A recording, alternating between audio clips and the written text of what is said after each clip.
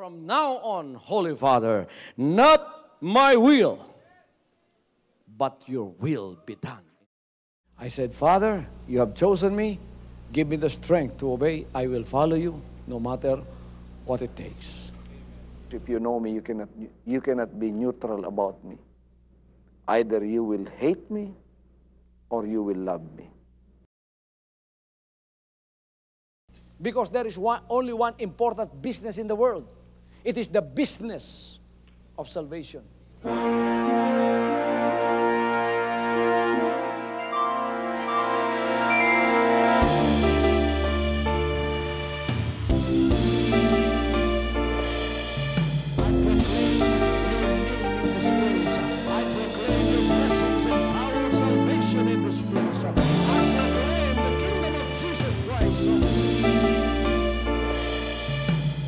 As I am concerned, and as far as the work of God is concerned, we have reached the end. Last September 13, 2003. When you find God, you find His love. Because God is love. Ganon ang pag-ibig ng Panginoon. Walang katapusan na yan ay bumabalik-balik sa atin. If you want to receive, you have to give. Receive it by faith and say, Lord, I will touch up. Because the game plan of God was to save us from seeing through the power of love. He has completed His salvation works in the Spirit. After April 13th, the door is open for everyone to come. The salvation works of the Father is now completed in me. Salvation is here.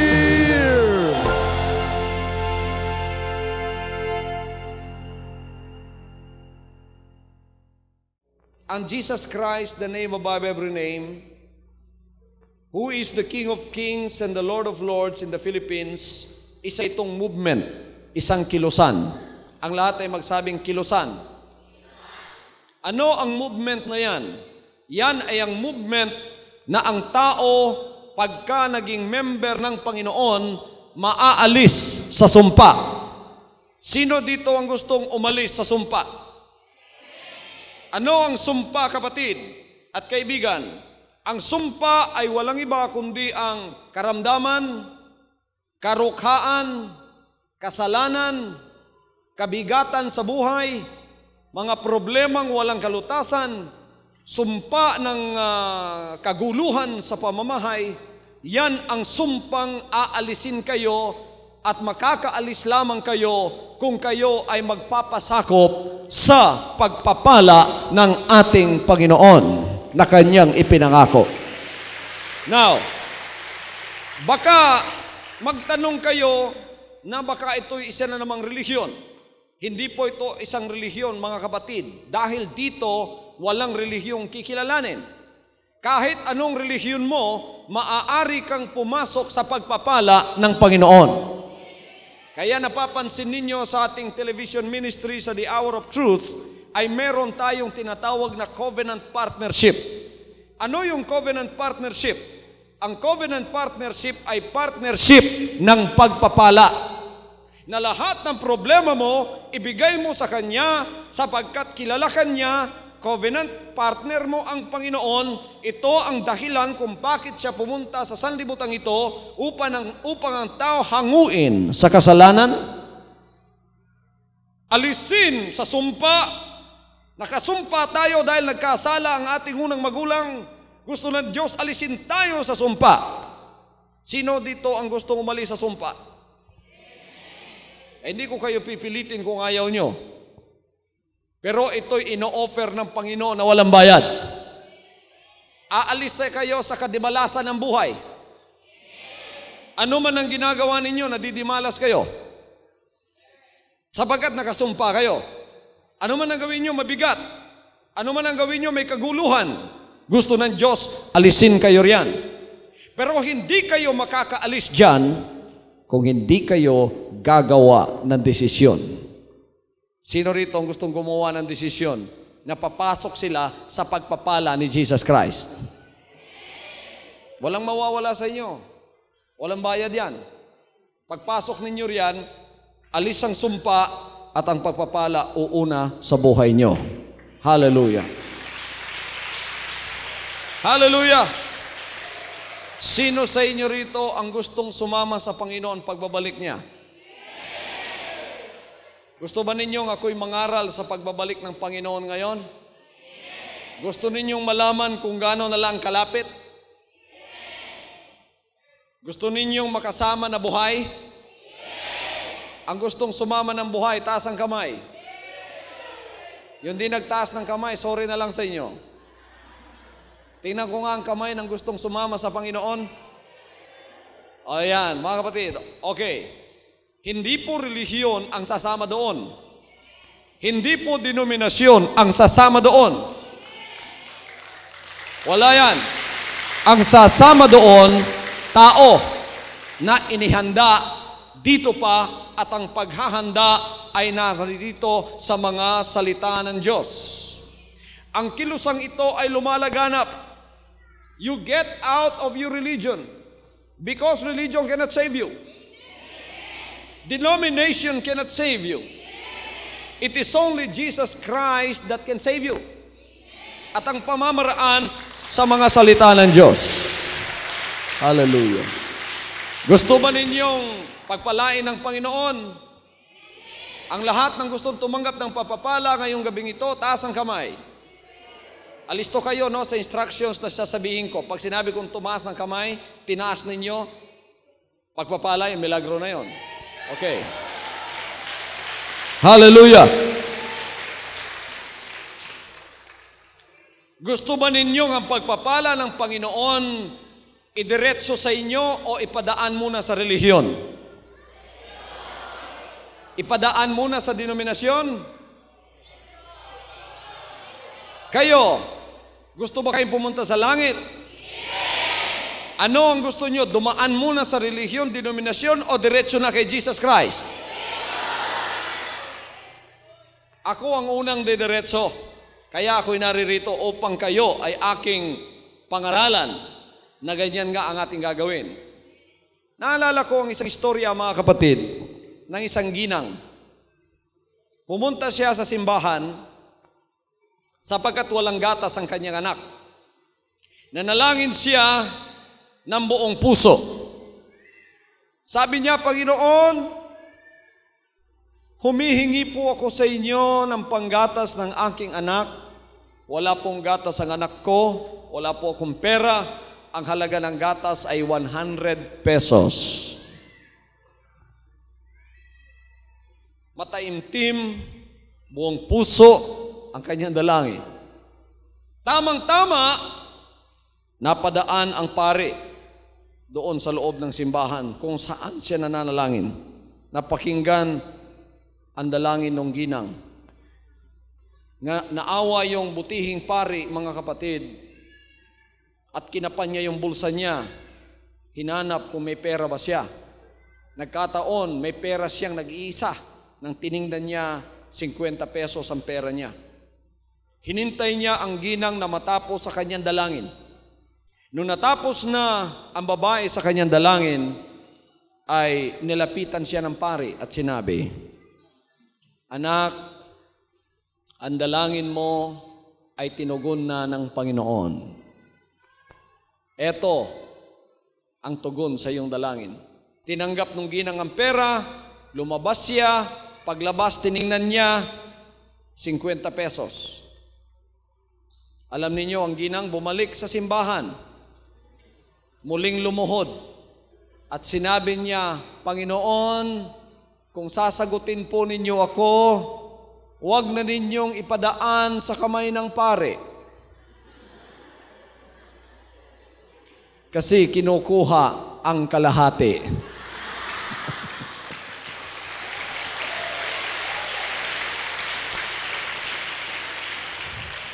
Kawawa naman yung pare, nagmagandang loob na, nasira pa.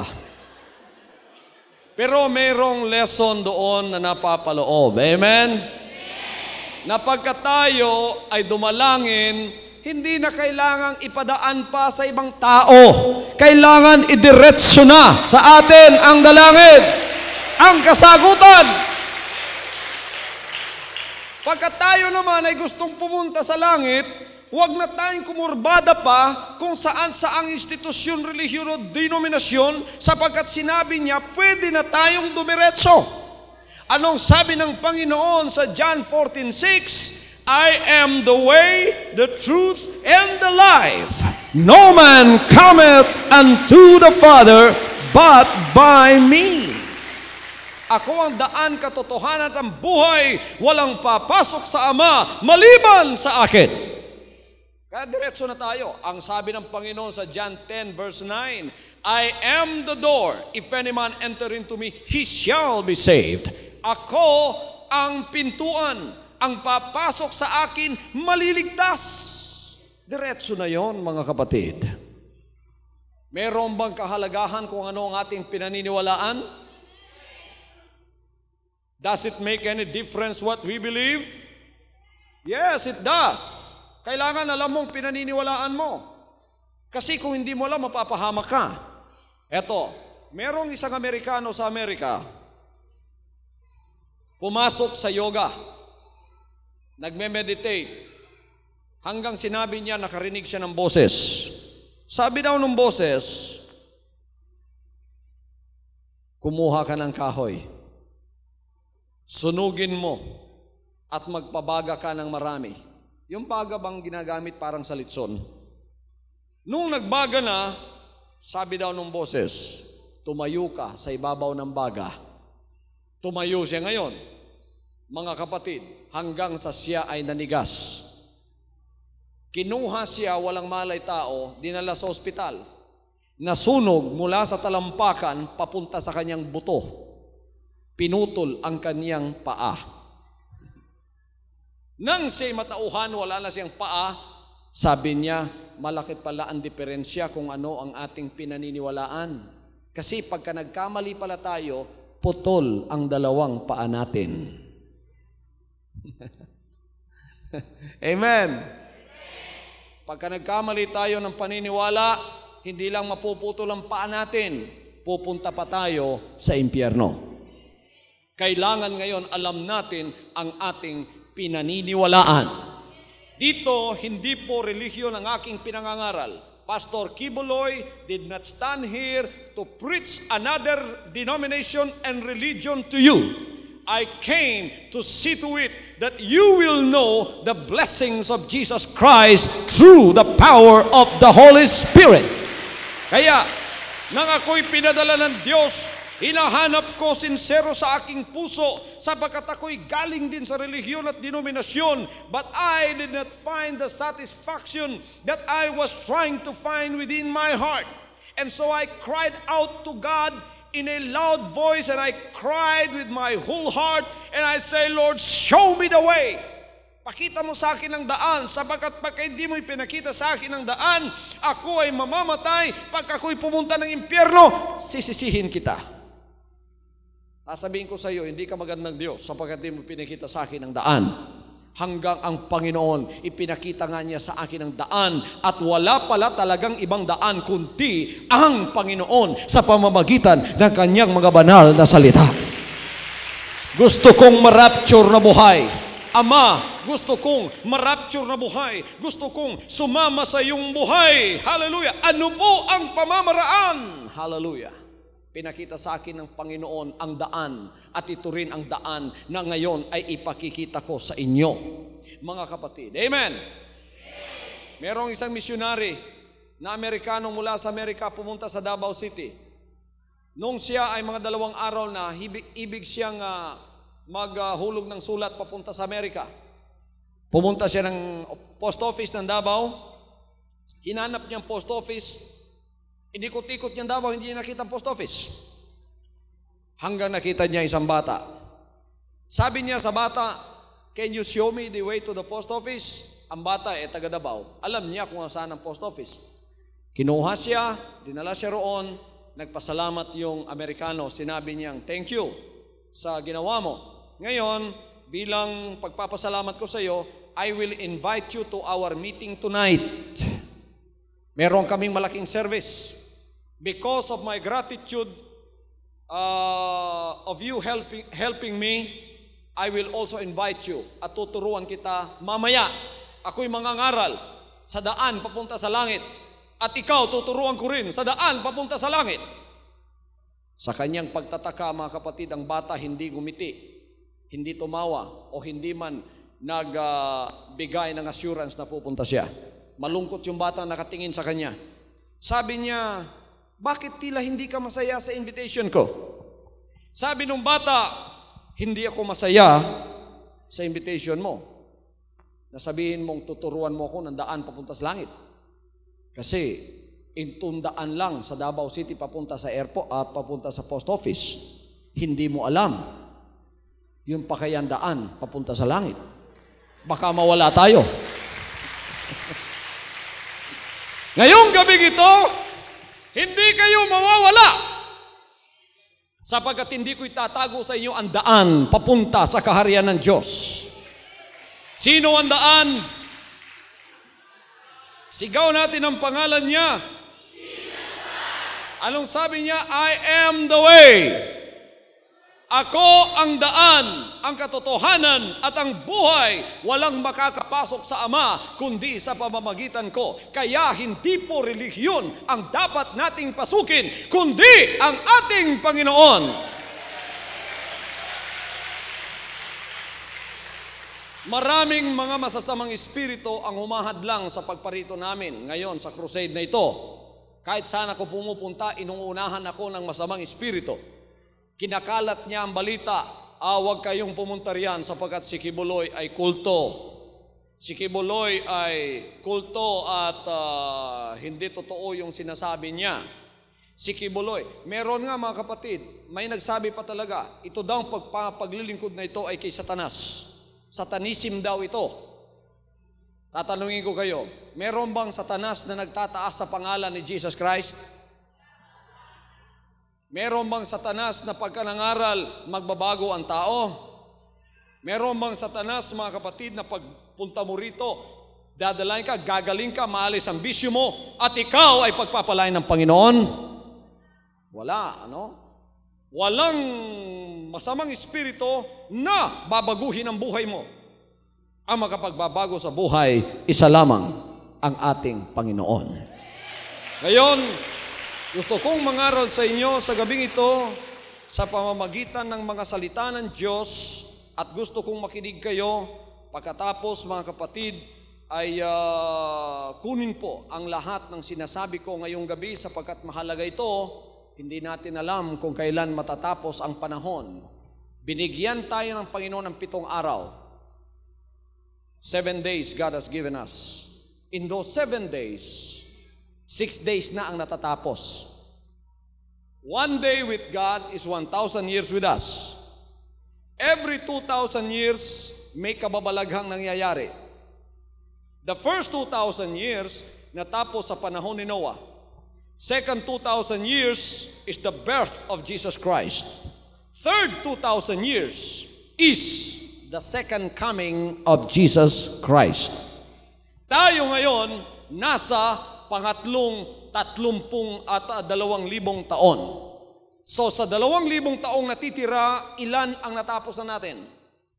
Sa ating kalendaryo, 1,995 years.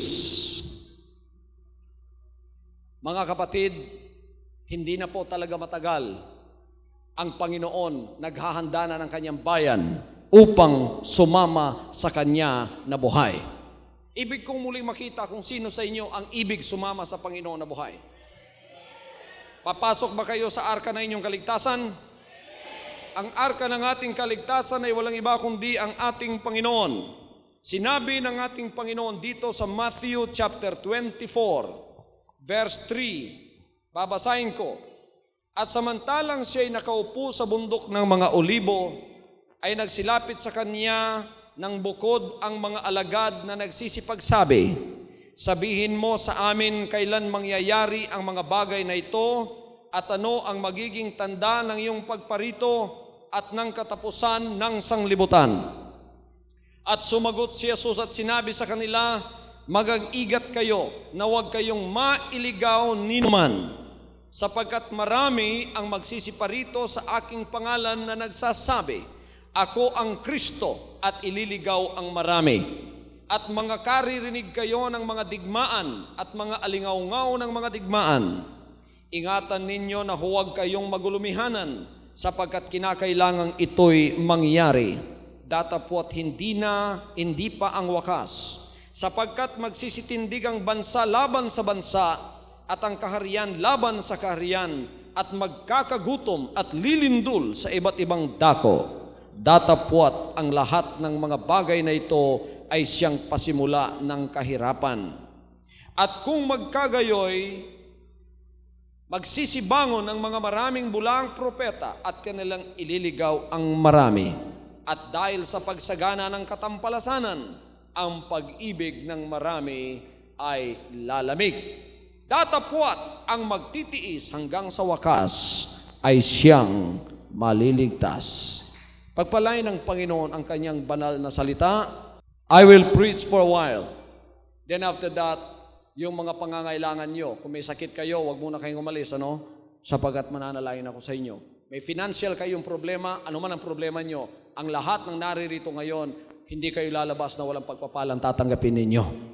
Sinabi ng Panginoon, seek ye first the kingdom of God and His righteousness, and all these things shall be added unto you. Tayo ay nabubuhay ngayon sa mga critical na taon ng 2,000 years. We are now living in the last of the 2,000 years that God has given to us. Sa panahon ni Noah, sinabi ng Panginoon, at sa panahon ni Lot, inihalin tulad ng Panginoon ang kanyang pagbabalik. The Bible said that as it was in the days of Noah, so shall it also be in the coming of the days of the Son of Man. In the days of Sodom and Gomorrah, so shall it also be in the days of the coming of the Son of Man. In the days of Noah, in the days of Lot, in Sodom and Gomorrah, they were drinking, eating, and marrying, and giving in marriage, planting and building, until Noah entered into the ark, and until Lot came out of Sodom and Gomorrah, and destroyed them all, and they knew it not.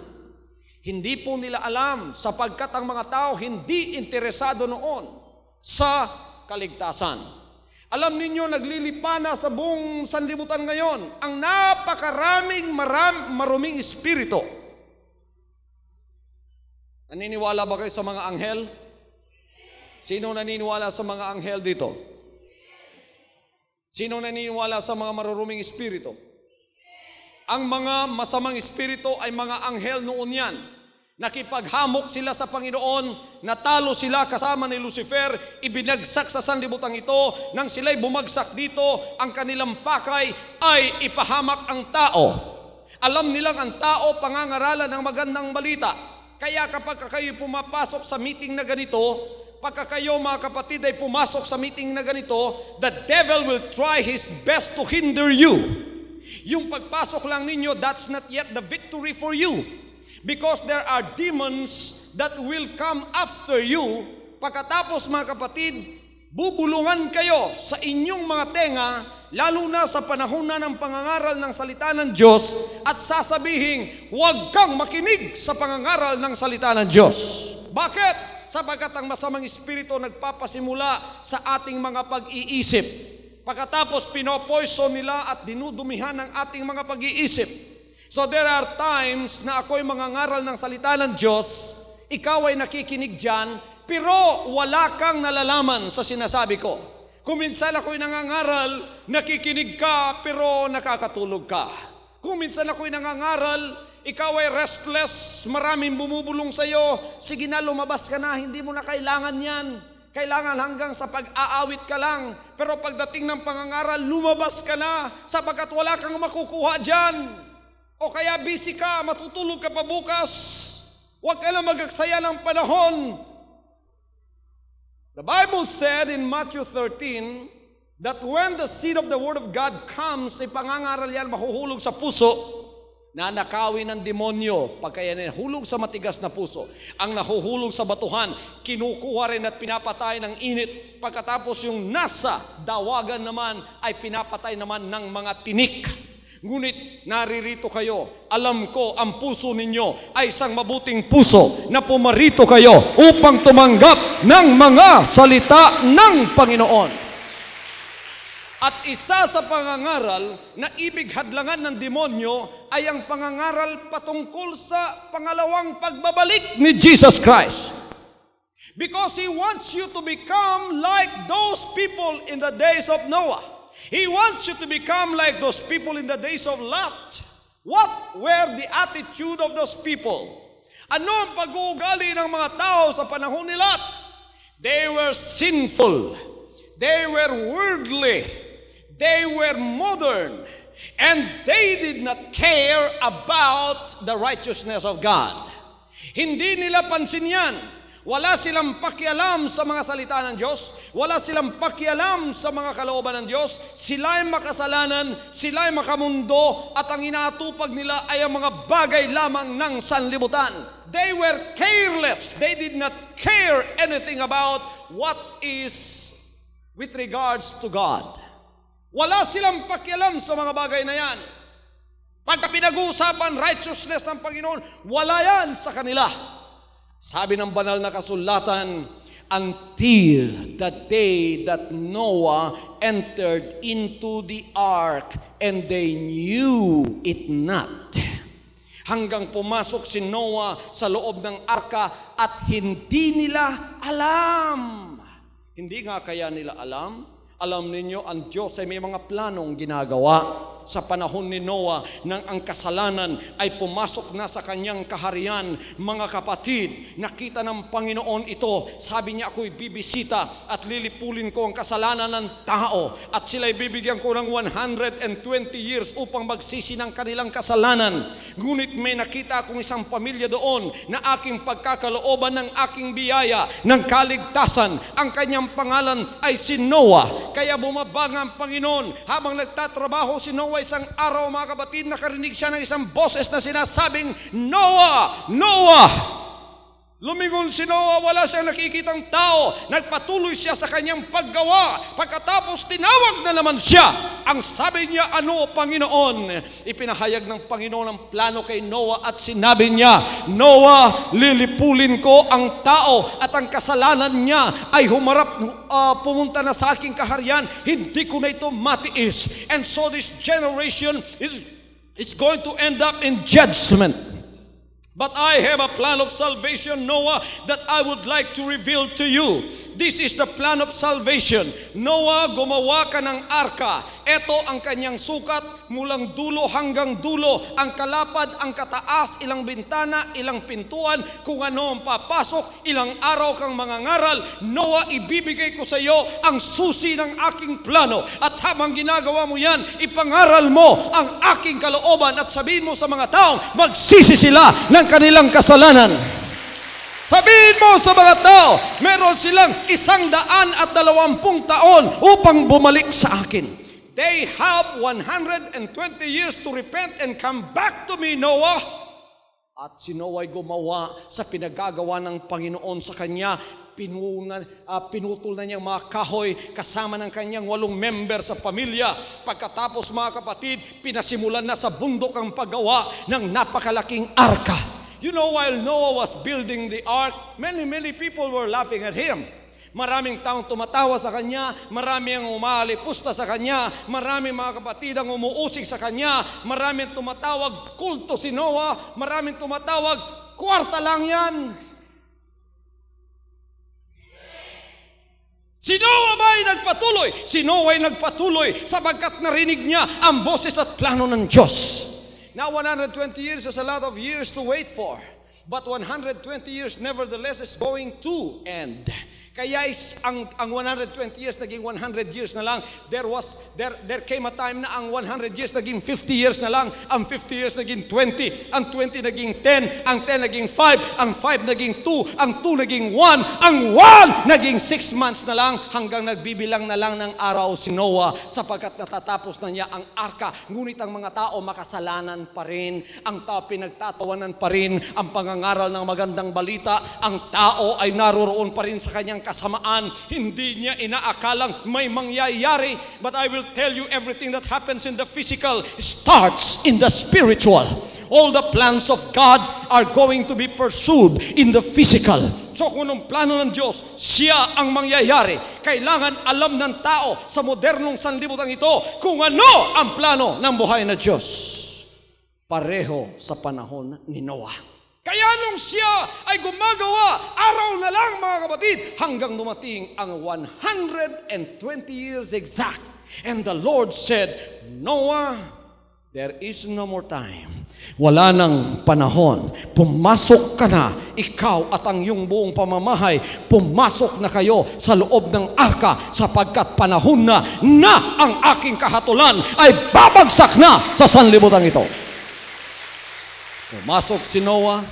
Pagkatapos mga kapatid, nakapagtataka sapagkat ang lahat ng mga uri ng hayop, lahat ng uri ng mga nilalang ay tagdadalawa pumasok na sa arka. Ang mga ahas, ang mga unggoy, ang mga gorilya, ang lahat ng mga kambing, baka, kung ano-ano pa, tagdadalawa pumasok sa arka.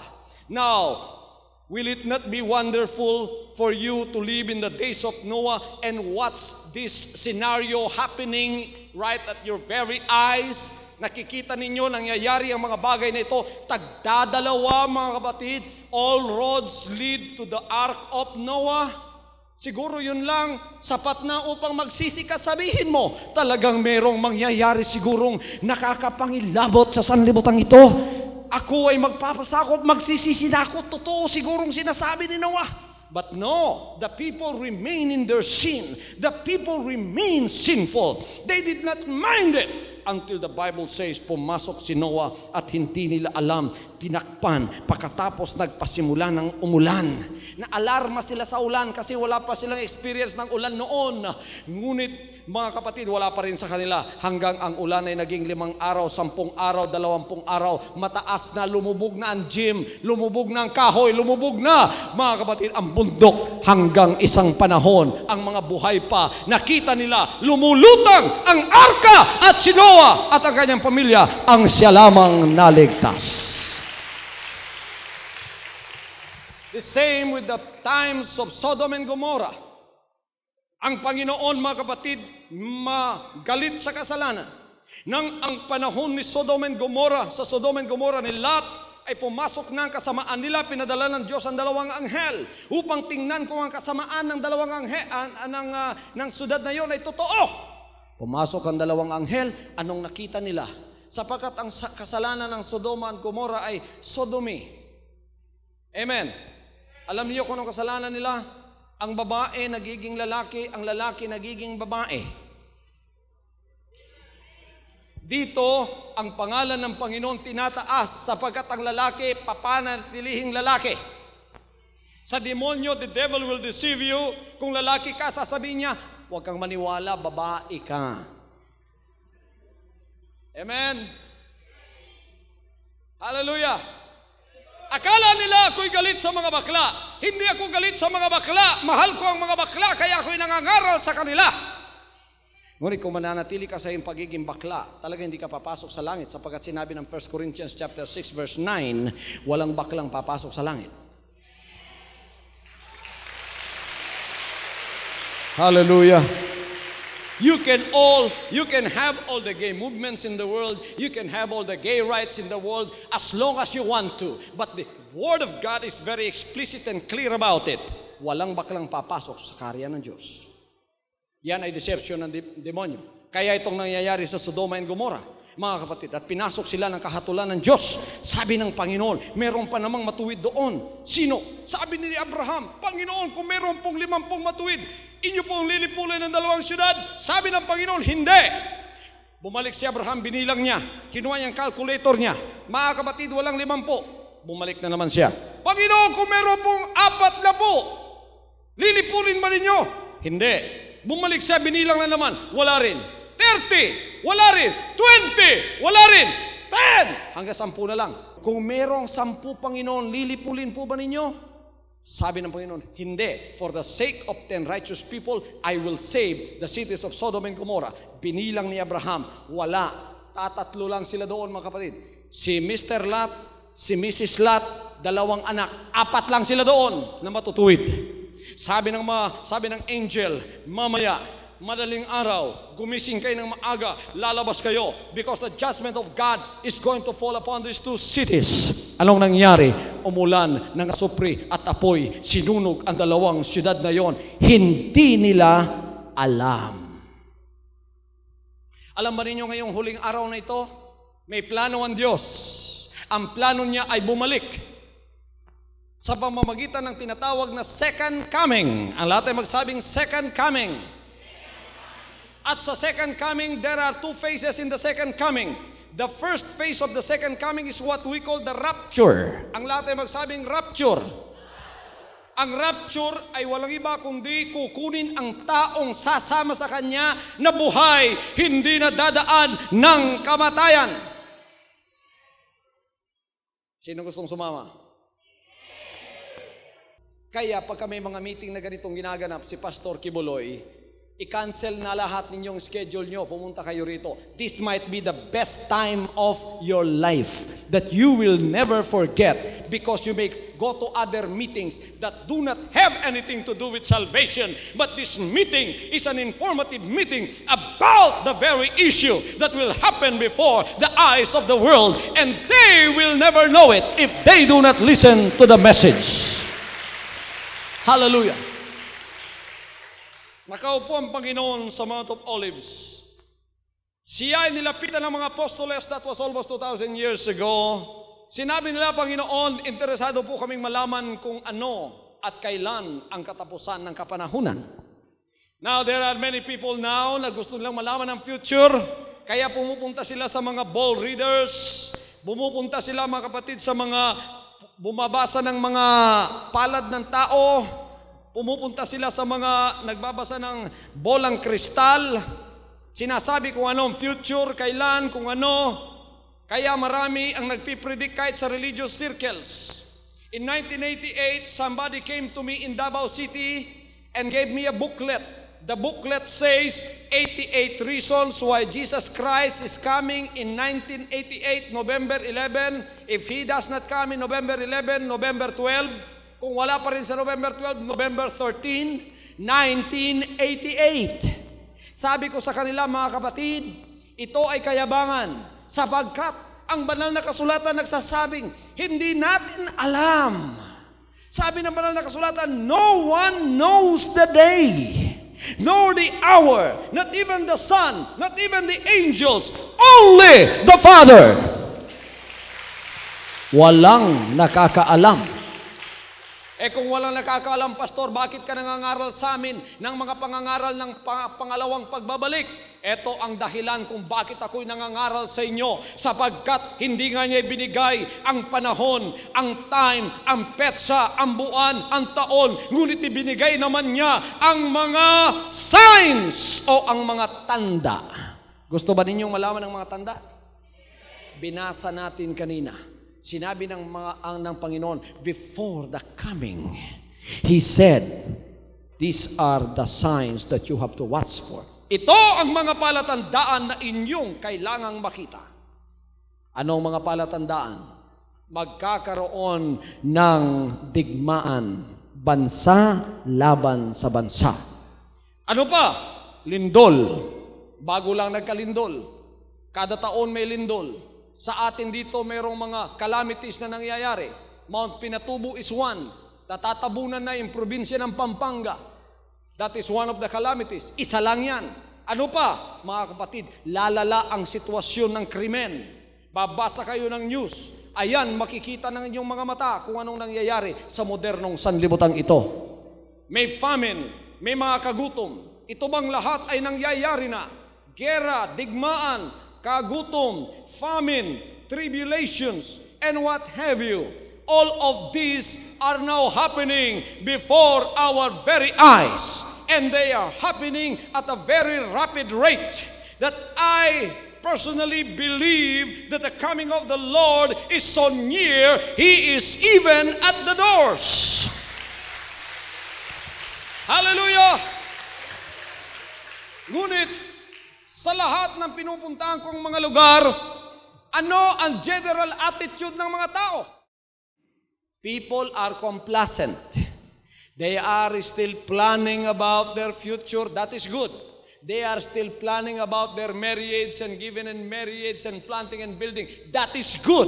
You have to plan that. But what is not good is when you tell them about the Lord, they will shut their ears. Tatakpan ang kanilang mga tenga at sasabihin, hindi, may relihiyon na kasi kami eh. May denominasyon na kami, hindi na kami makakapasok dyan sa inyo, pastor, kasi kami ay meron ng sariling relihiyon. Alam ninyo mga kapatid, sa panahon ni Noah, ganun din ang attitude ng tao. They trusted in their religion. They trusted in their denomination. I have good news for you.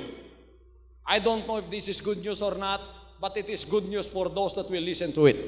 Relihiyon hindi makapagliligtas sa iyo.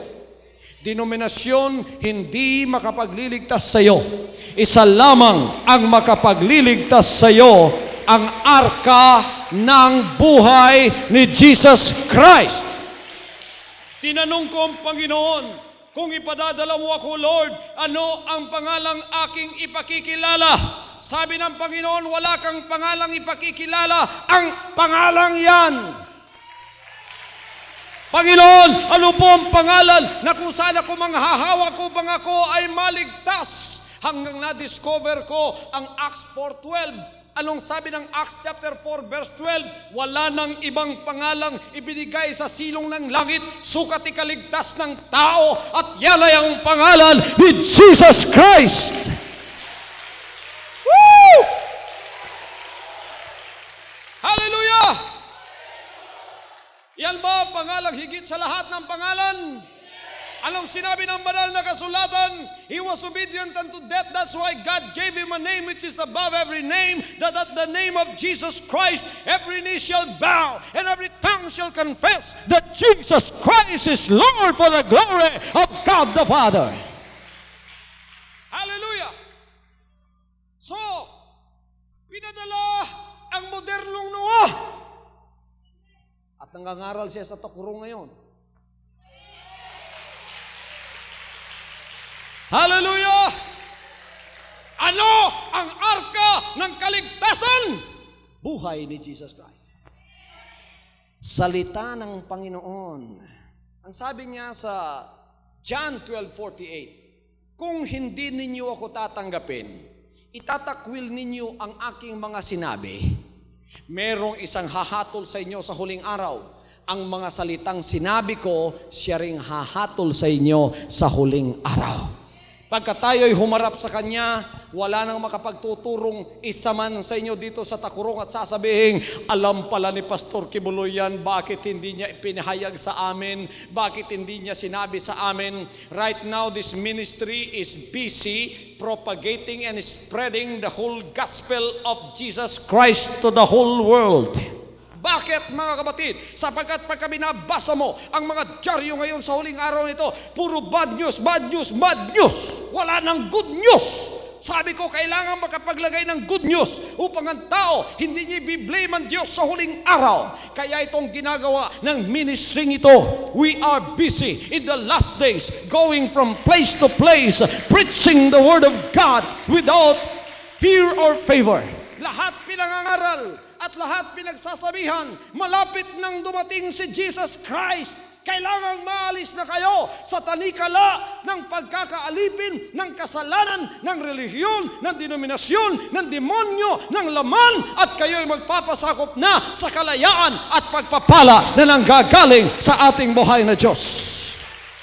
Sino ang tatanggap sa Kanya dito sa takurong? Taas ang kamay.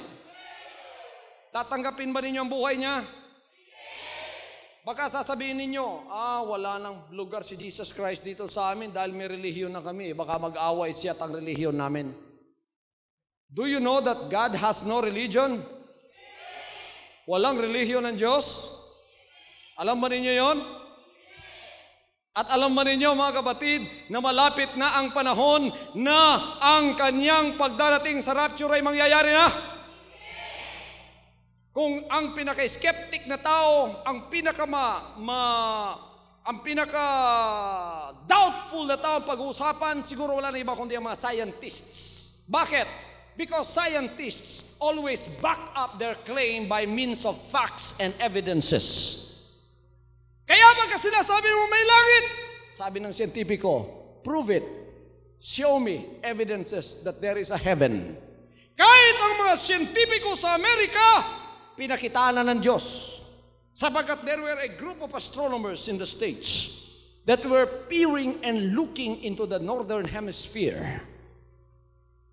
Sa kanilang pagtataka, may nakita silang pagkaganda-gandang planeta. Hindi nila alam kung anong pangalan. Sapagkat sabi pa nila, ito ang unang pagkakataon nakita namin ang planetang ito.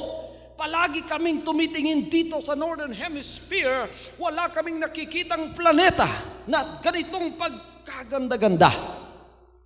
Believe it or not, nakita nila na may mga mansions doon. May mga ginagawa pa at pagkaganda-ganda. They cannot describe it with human words. Kenneth Small, one of the scientists, astronomers of those group, is now preaching the good news of the gospel. Umalis siya sa pagiging siyentipiko sapagkat yon ang nagpatotoo sa kanya na talagang ang sinabi ng Panginoon sa Revelation na gagawa siya ng isang bagong Jerusalem, isang syudad na pupuntahan ng lahat ng pupunta doon na kukunin dito at ang daan doon ay tunay na ginto. Ang lahat ng bahay at ang lahat ng pader ay made of precious stones. Iyon ang nakita nila. Sabi nila, we cannot describe it. The place is like studded with billions and billions of diamonds. We cannot believe it. Call it whatever you want to in a scientific term. Sabi niya, but I have seen the planet God has reserved for those that love Him. Nagagawa na yon. Ang pag-uusapan natin ngayon, paano kayong makakapasok doon? Sino ang gustong pumasok at umalis sa sanlibutan itong sumama sa Panginoon? Simpleng-simple lang. It's very simple for you. Sabi ni Jesus Christ sa John 3:5, you must be born again.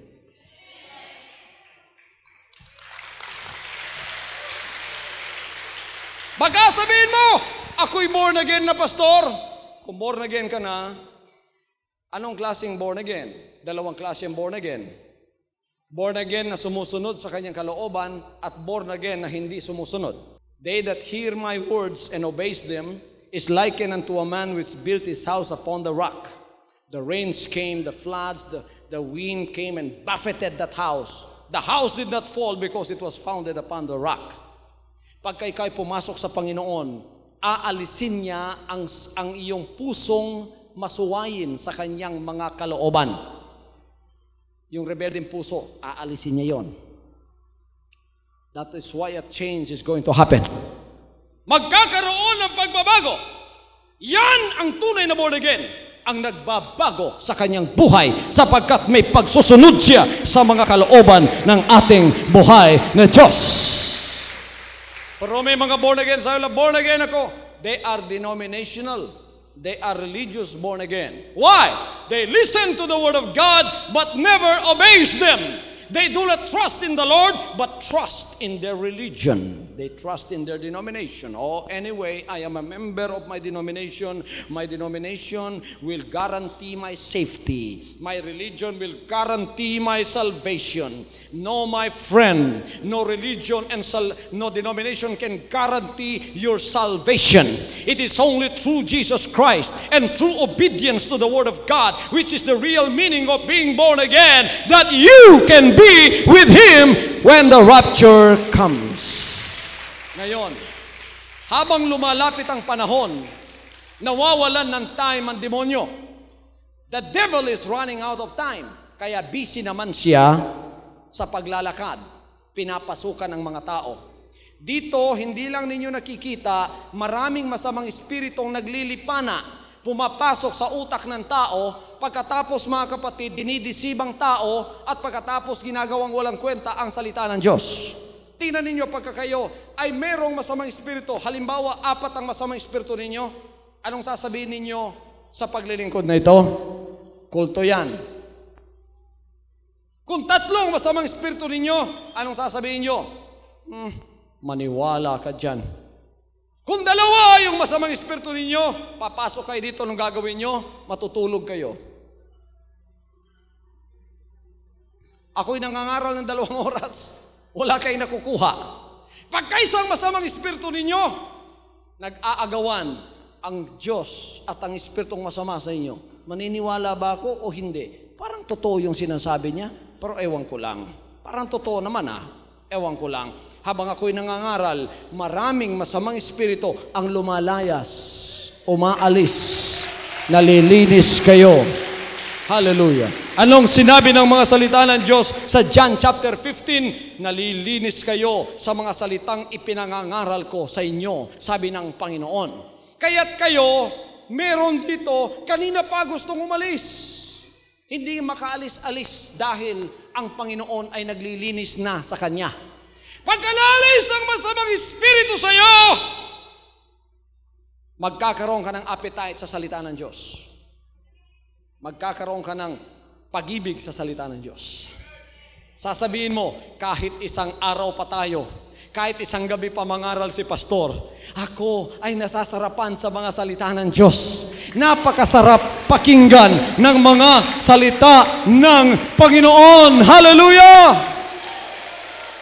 Pagka ikaw ay pinasukan ng Espiritu ng Panginoon at nalinis ng Kanyang banal na salita, nalinis ka sa mga masasamang espiritu, magpapasimulang papasok sa iyo ang kagalakan, papasok sa iyo ang pag-asa, papasok sa iyo ang pananampalataya, na anuman ang bagay sa sanlibutan ito, mawawalan na ng kwenta sa iyo, ang uunahin mo talaga ang Panginoon. Kaya inuuna ninyo siya ngayong gabing ito. Hallelujah. At naririto tayo upang pakinggan ang salita ng Diyos kung paano tayong makiisa sa movement na itaas ang Panginoon at makasama natin siya sa pagdating ng rapture. Totoo bang rapture? Ipinangaral na ba sa inyo yan noon? Pinangaral ba ng relihiyon ninyo yan sa inyo? Ang denomination ninyo? Ngayon, panahon na upang kayo, mga kapatid, ay makapasok sa arka ng inyong kaligtasan. Sino ang arka ng ating kaligtasan? Ipanganak tayong muli sa Espiritu. Anong Espiritu, mga kapatid? Yan ang Espiritu ng pagsusunod. Espiritu na ibibigay sa iyong gaganahan ka na sumunod sa Panginoon. Hallelujah.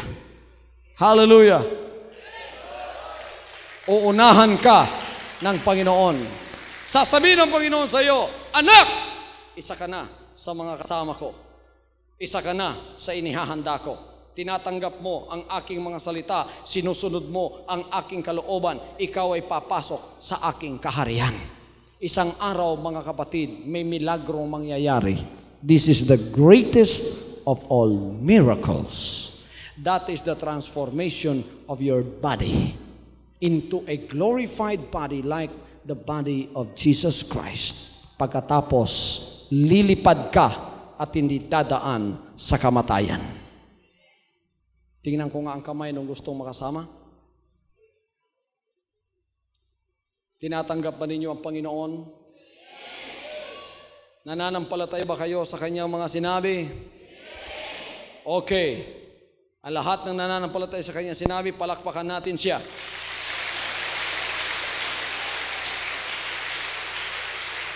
Hallelujah! Ano ang mangyayari pagkatapos ng rapture? Ang maiiwan dito at hindi makakasama, the Antichrist will reign. Maghahari ang Antikristo.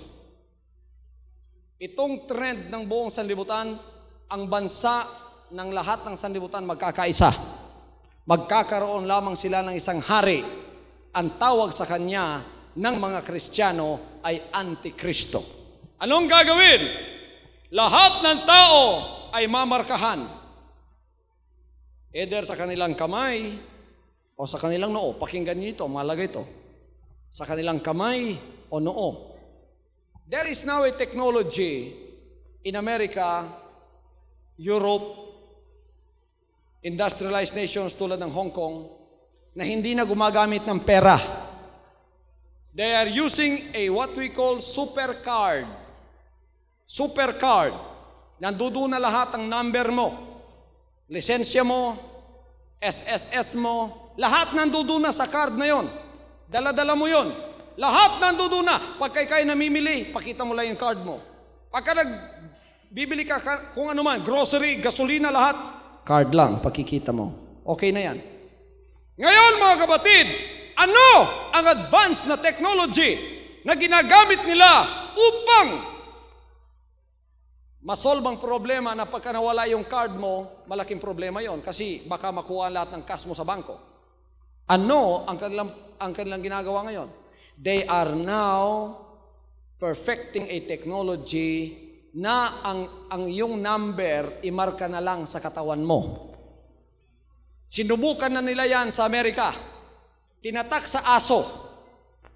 Tinatak sa isda. Hindi nakikita ng dalawang mata mo because you have to use a laser to see that. Pero tinatak sa aso. Kung saan pumupunta yung aso, alam nila na may-ari yun. Pagka kinuha mo, sasabihin sa'yo ng may-ari, akin yan. Anong patotoo? Nakatatak sa kanya yung number, pero hindi nakikita ng mata mo. Ngayon, gagamitin na yan sa tao. Anong sinabi ng Word of God? Ang Antikristo pagka naghari, ang lahat ng tao, patatatakan sila either on their hand or on their forehead. Ang walang tatak ng Antikristo, hindi makakabili, hindi makakapagbili. They cannot make any negotiations kung wala kang marka. Sabi ng banal na kasulatan. Pagka naiwan ka dito, huwag kang pamarka sa Antikristo. Anong gagawin ko, pastor? Huwag mong ipagbili ang Panginoon. Pag sinabi ng Antikristo, papatayin kita, magpakamatay ka na upang maligtas ka. Pero,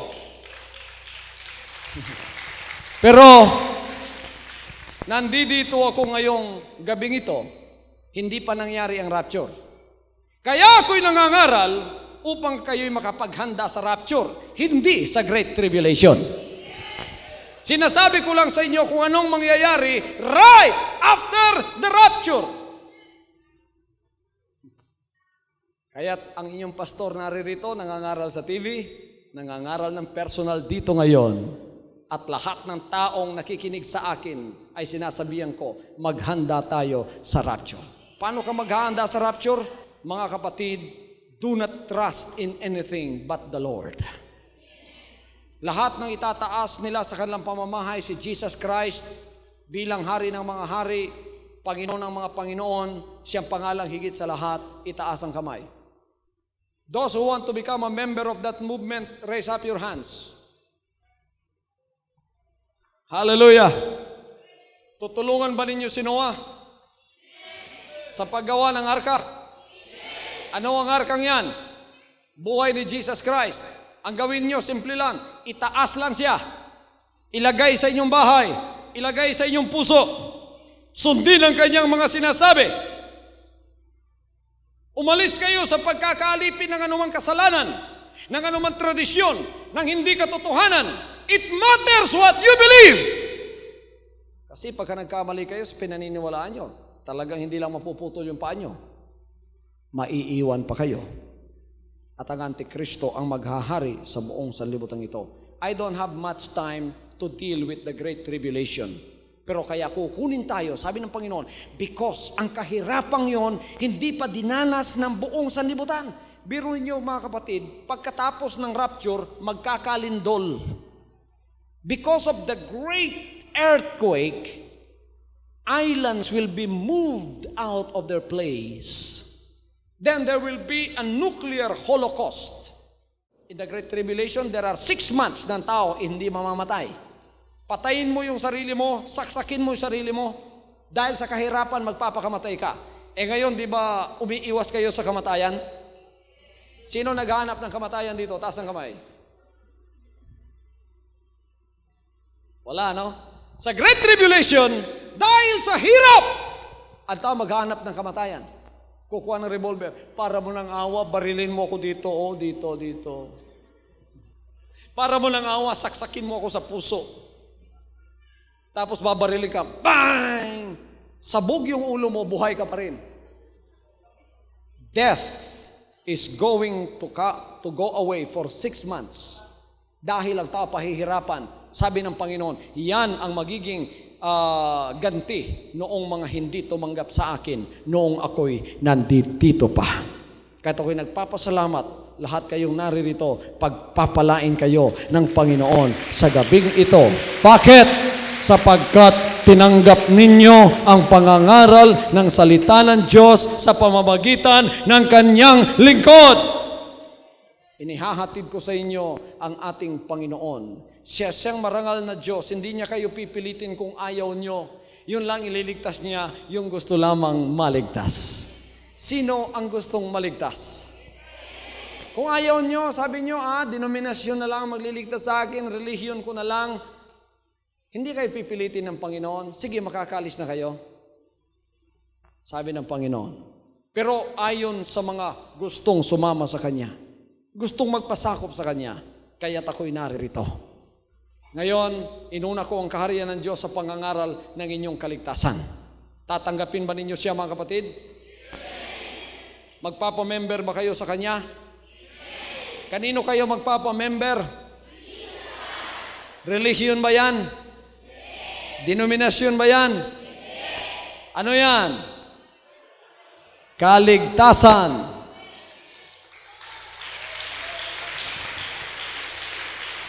Ilalagay ba ninyo ang kanyang pangalan sa bahay nyo?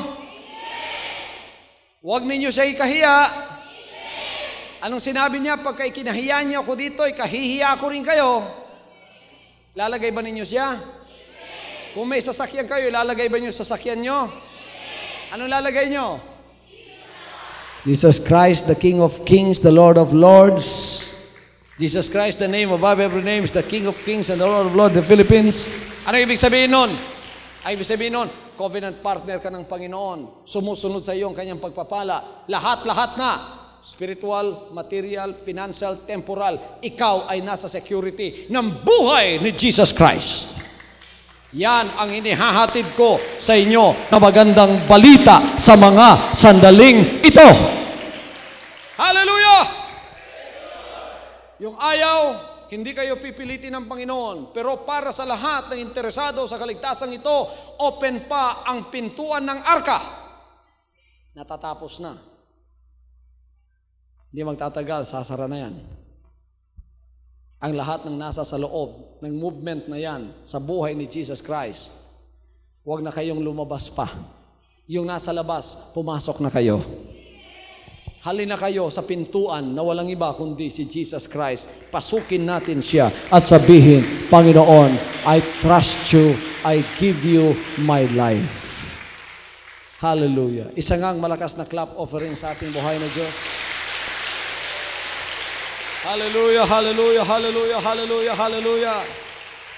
Everybody say, praise the Lord. Praise the Lord. Bodily supplies. Material, financial, temporal, lahat. Sabi ng banal na kasulatan, trust in the Lord. Everybody says, trust in the Lord. And do good. So shalt thou dwell in the land, and verily thou shalt be fed. Jesus said unto him, if thou canst believe, all things are possible to him that believeth.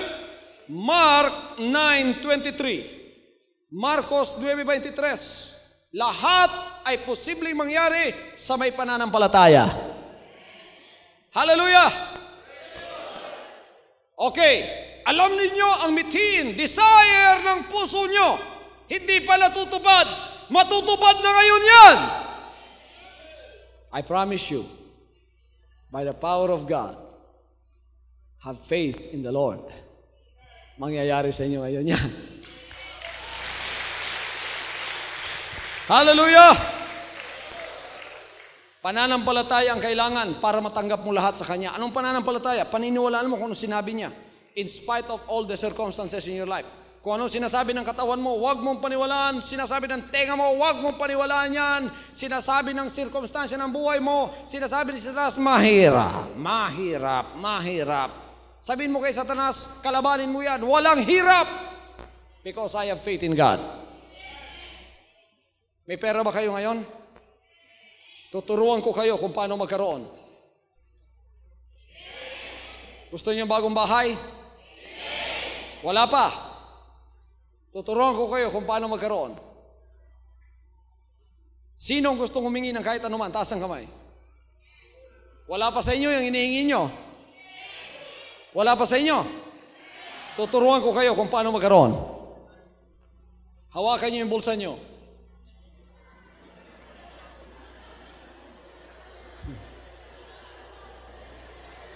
May pera ba? Wala. Magkano ang gusto mong ipasok dyan? I will not decide for you. You decide for yourself.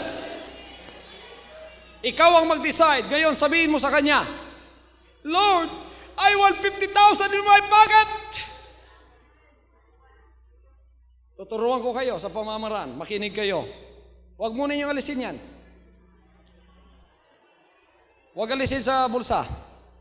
Kaya't sinasabi ko sa inyo, nakikinig ba kayo? Habang ang kamay nasa loob ng bulsa, makinig kayo. Kaya nga sinabi ko sa inyo, ang lahat ng mga bagay, ang lahat ay magsabing lahat ng mga bagay, pati pera, na inyong idinadalangin at hinihingi, ay magsisampalataya kayo na inyong tinanggap na at inyong kakamtin. That's the formula of faith. Okay. Dinadalangin ko, hinihingi ko, magkaroon ng 50,000 ang bulsa ko. 50,000, Lord. Example lang yan ha. Kayo, ewan ko kung ilan ang hinihingi nyo. 1 million ba? Nasa sa inyo na yan. Okay. Ano ang sinabi ng formula ng pananampalataya? Yung hinihingi mo at dinadalangin mo, maniwala kang tinanggap mo na. Alisin ang kamay sa bulsa. Tingnan. Meron na ba? Wala pa, di ba? Okay. Dahan-dahan kayo. Wala pa. Pero hiningi mo na yon. Magkano hiningi mo? 50,000. Wala pa, hindi pa nakikita. Ngunit anong sinasabi ng pananampalataya? Maniwala kang tinanggap mo na. Kahit hindi mo pa nakikita, ang mata ng pananampalataya gamitin mo ngayon. Nandito na Salamat, Panginoon. Isauling muli. Okay. Pag sauli ninyo, meron na yan. It is just a matter of time now that you will receive what you have asked for. It's just now a matter of time. Okay. Now, in the process of time, when you will receive that, in between the devil will come.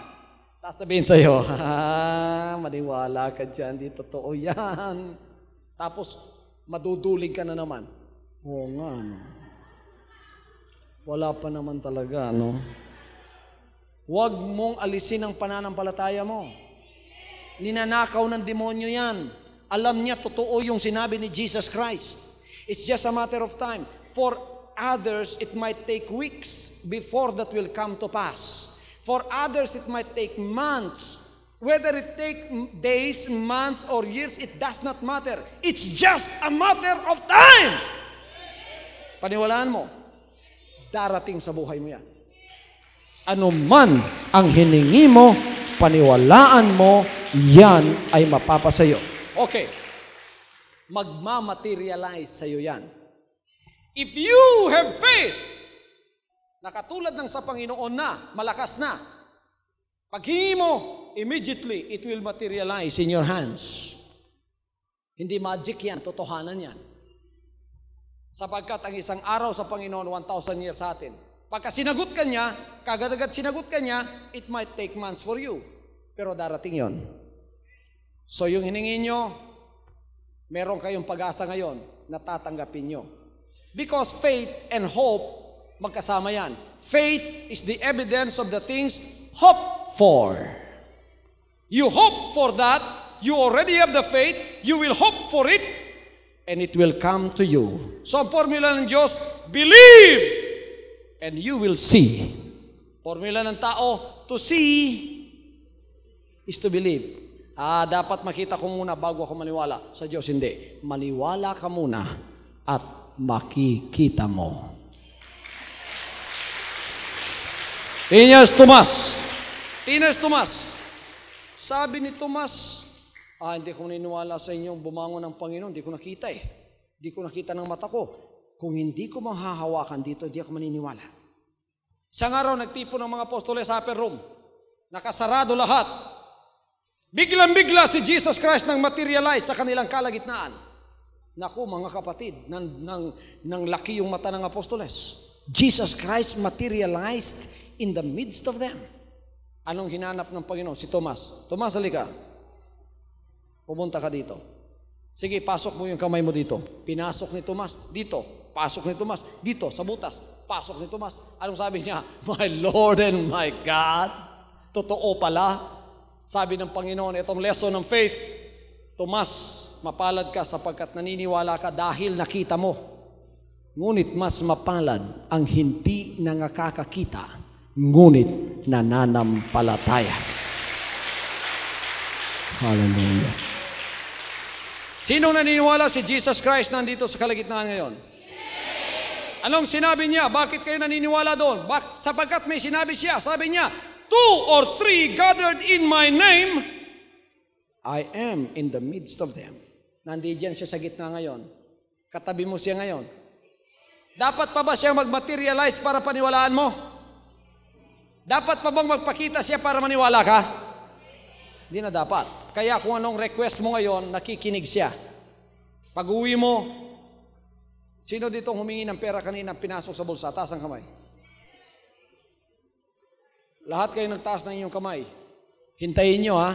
Pagka tinanggap nyo, sumulat kayo sa akin. Amen? Pag sumulat kayo, papublish natin sa Hour of Truth. Babasahin ko.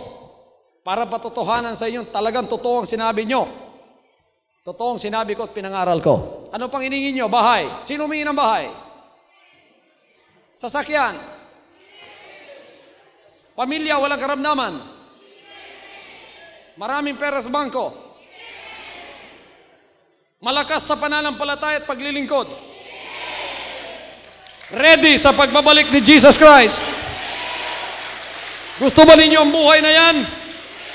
Sino ang gusto ng buhay na habang nandito siya sa mundong ito, walang karamdaman na hindi gagaling, walang utang na hindi mababayaran, pamilya walang karamdaman, nag-aaral lahat ng hinihingi binigay, sobra pa. Humingi ng isang bahay, binigyan ng 3. Humingi ng isang sasakyan, binigyan ng 4. Pagkatapos malakas sa pananampalataya, ready sa rapture. Sino gusto ng buhay na yan? Posible ba yan? Amen! Hallelujah! Woo! Sinong humihingi niyan? Ipagkakaloob sa inyo. Sino gusto ng 5 pagpapala? Milagro. Itaas ang kanang kamay. Sino gusto ng 10? 2 kamay. Sino gusto ng 20? Baliktarin ang kamay. Totoo itong sinasabi ko sa inyo. Kung nasa sa gitna, walang paniniwala ata yan. Sino gustong tumanggap? Ibuka ang kamay na ganyan. Humihingi kayo, di ba?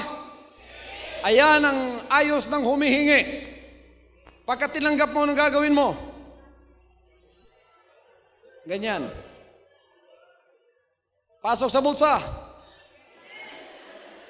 Humingi na naman. Tanggapin.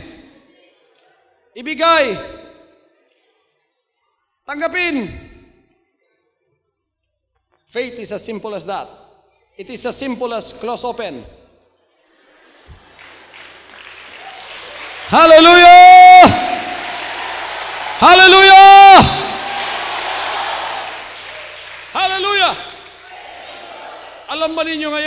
Marami nang tumanggap sa inyo. Dahil sa simpleng pananampalataya lang, kayo ay magkakatanggap ng maraming pagpapala. Kaya, masaya na yung puso ko ngayon. Kasi na-distribute ko na yung gustong ipa-distribute ng Panginoon sa inyo. Inuna muna yung spiritual, ngayon yung physical na naman. Tatanggapin ba ninyo sa pamamagitan ninyong pananampalataya? Hallelujah. Faith is playing a very important role right now in you receiving the blessings from the Lord. Alam ko kung ano pang gusto nyo, unlimited blessings. Alam ko kung ano pang gusto nyo, answers to prayer, removal of obstacles. Gusto nyo mawala ang obstacles sa mga daan nyo. Hallelujah. Sinong obstacle sa daan mo? Tao. Huwag kang manalangin na, Lord!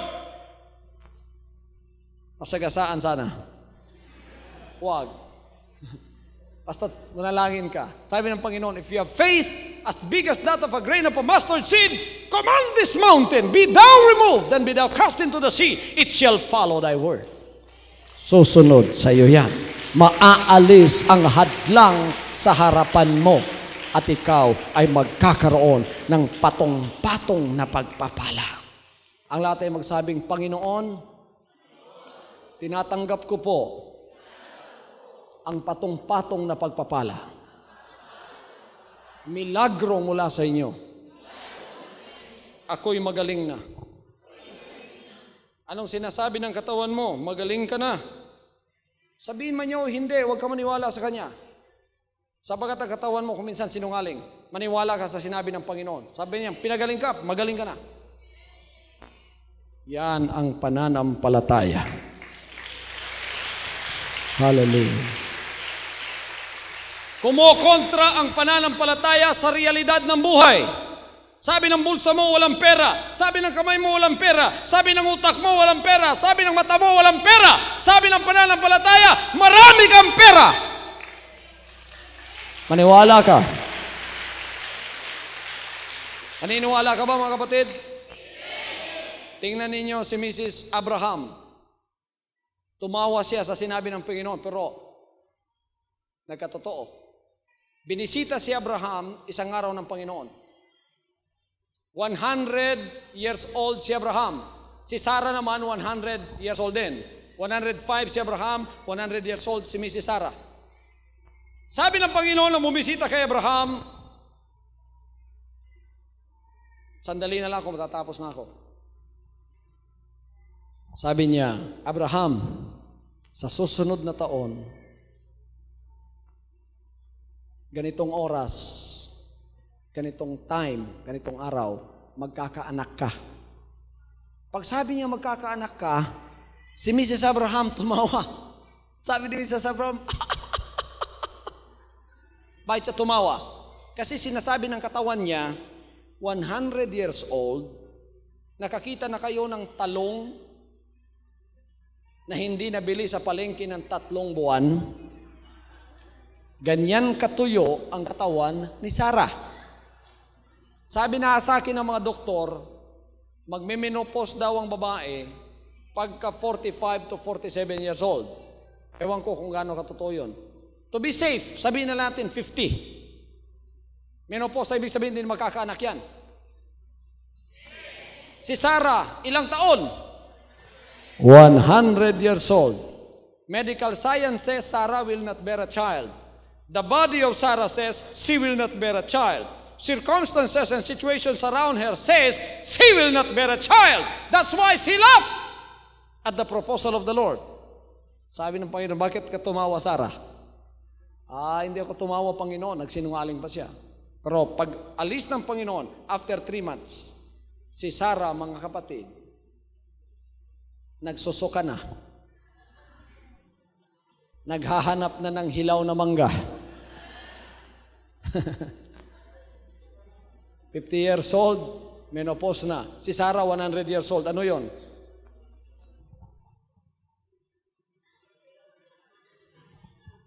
Ano yon? Opos na siguro. Wala nang pag-asa yun, di ba? Pero tingnan yung pananampalataya. Pag sinabi ng Panginoon, totoo. With man it is impossible, but not with God, for everything is possible with God. Hallelujah. Hallelujah. Si Sarah menopause, si Abraham 105 years old. Ano yon? Anong lalaking hindi na manganganak? Ano? Menopause. Kayo nagsabi niya na.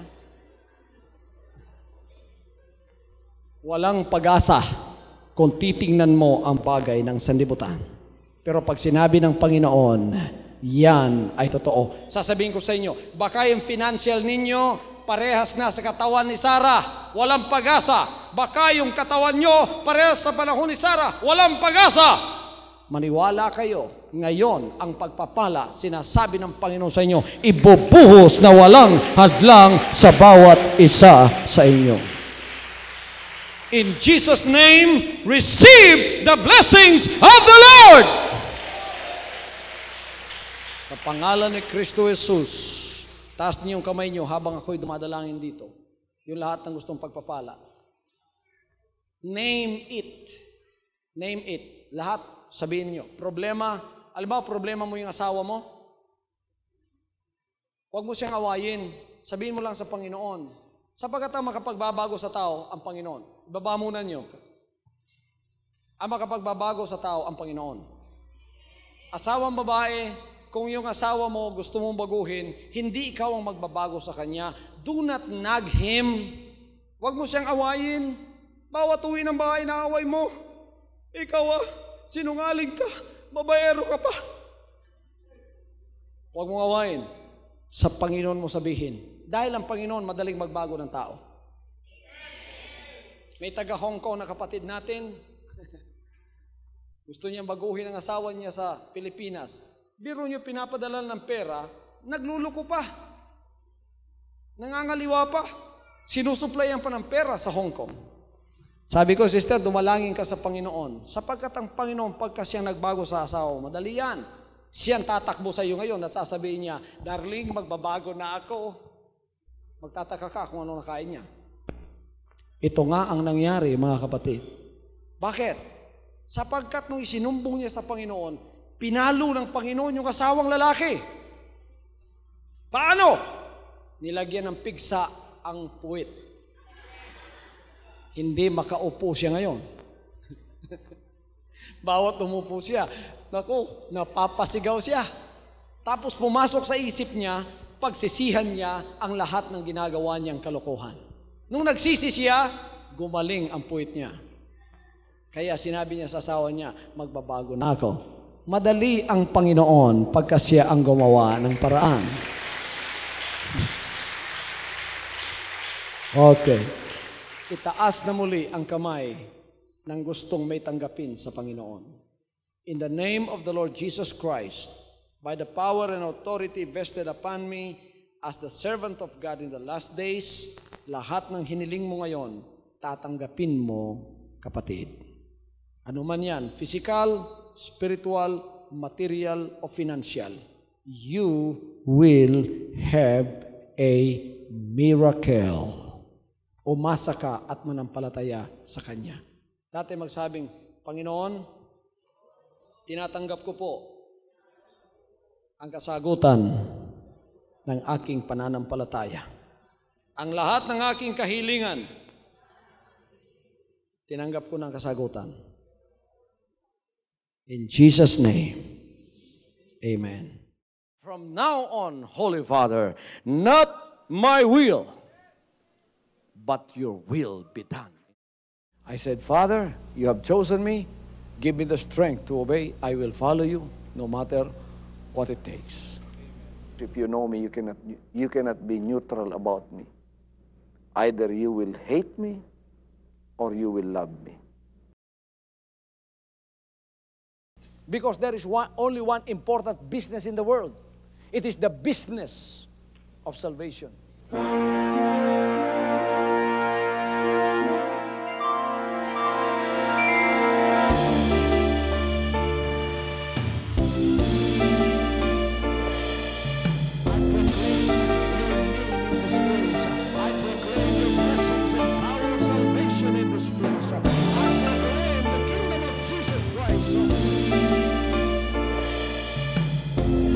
I am concerned, and as far as the work of God is concerned, we have reached the end. Last September 13, 2003. When you find God, you find His love. Because God is love. Ganon ang pag-ibig ng Panginoon. Walang katapusan na yan ay bumabalik-balik sa atin. If you want to receive, you have to give. Receive it by faith and say, Lord, I will touch your power. Because the game plan of God was to save us from seeing through the power of love. He has completed. His salvation works in the Spirit. After April 13th, the door is open for everyone to come. The salvation works of the Father is now completed in me. Salvation is here.